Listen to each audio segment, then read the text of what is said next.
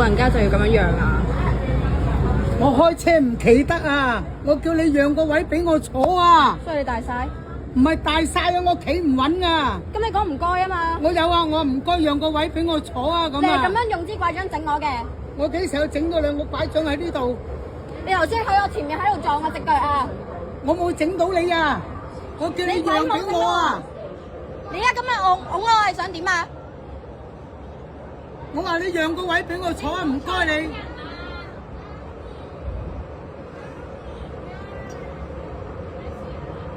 你咁後生都唔讓個位俾個老人家坐，天理嚟㗎呢啲，大晒㗎。咪係咯？我開車唔得，企唔到㗎。有可唔可以有啲禮貌啊？